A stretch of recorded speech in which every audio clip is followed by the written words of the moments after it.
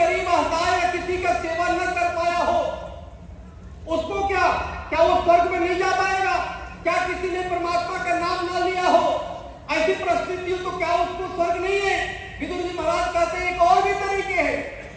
किसी ने मान लो किसी कैसी परिस्थितियां हुई हो कि उसने जीवन भर भगवान का नाम न लिया, किसी दीन दुखियों का सहयोग नहीं कर पाया हो, ऐसी उसकी स्थिति परिस्थिति हो।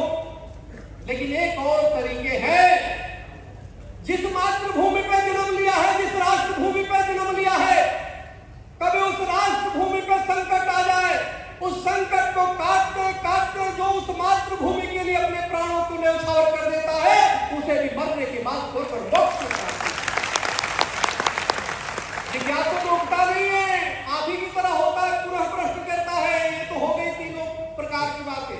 लेकिन जो व्यक्ति भगवान का भी नाम दिलवाता हो, लेता हो, जैसे करौली शंकर महादेव की तरह, हमारे पूज्य रविंद्रपुरी जी महाराज की तरह, हरि चेतनानंद महाराज की तरह, हठ योगी जी की तरह, हमारे और पूज्य बैठे हुए संतों की तरह, जो भगवान का भी नाम लेता हो और दिलवाता हो, मंत्र देता हो। मंत्र क्या है? मनना प्रायते इति मंत्र, मनन करने से आपकी रक्षा करता है, सुरक्षा करता है। जो व्यक्ति गरीब असहायों की भी सेवा करता हो, ये हरिद्वार के हमारे जितने पूज्य संत आश्रम है, मात्र ये रहने ठहरने के स्थान नहीं है। जब देश में खाने के ठिकान नहीं था, भंडारे के माध्यम से आश्रमों ने लोगों को जिलाने का काम किया, लोगों को खिलाने का काम किया है। जब लोगों के पास शिक्षा की व्यवस्था नहीं थी, गुरुकुलों के माध्यम से उसे शिक्षा देने का कार्य किया है। अध्यात्म से लेकर के हर प्रकार की शिक्षा देने का काम किया। और राष्ट्र के लिए भी, अभी उत्तराखंड की आज रजत जयंती है, हमारा हर संत जो है देश के लिए हमेशा मरने के लिए, मारने के लिए तैयार रहता है।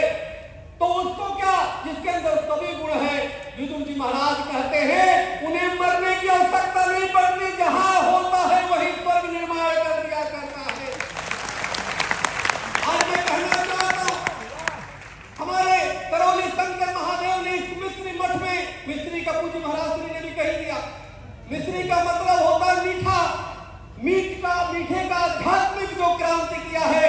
अभी पूज्य महाराज श्री अमेरिका की भी बात कर रहे थे, अभी ट्रंप ने दिया कि हमारे पास इतने परमाणु बम है कि सैकड़ों बार पृथ्वी को नष्ट कर देंगे। मैं यहाँ से उसको कहना चाहता हूँ, ऐसे कुबुद्धि लोगों को कहना चाहता हूँ, तुम्हारे अगर घर में तुम अपने देशों में परमाणु बम बना रहे हो तो पृथ्वी को नष्ट करने की बात करते हो। तो इस मिश्री मठ में ऐसी परमाणु बम बन रहा है जो तुम्हारी परमाणु बम को ध्वस्त करना पड़ेगा।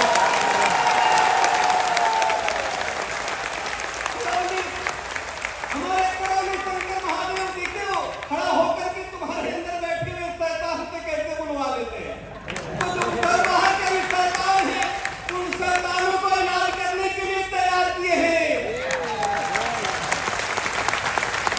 आप जितने होटल में आओगे, और देश ही नहीं पूरे विश्व में, एक स्वामी विवेकानंद गए और जब अपनी भारतीय संस्कृति का पता कर रहा, एक महिला आकर के कहती है, अरे आप तो बहुत खूबसूरत है।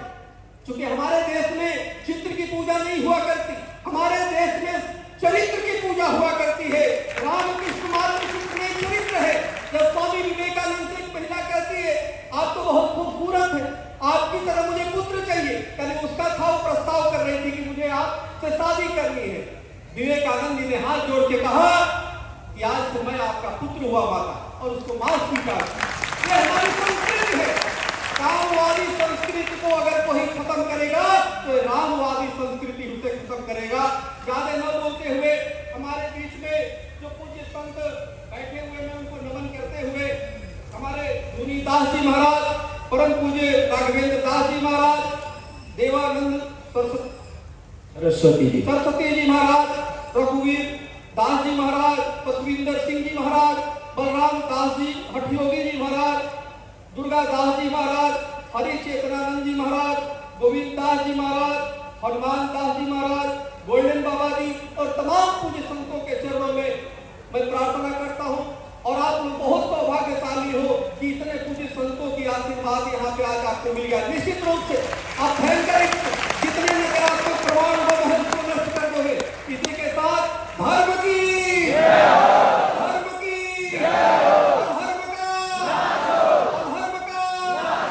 प्राणियों में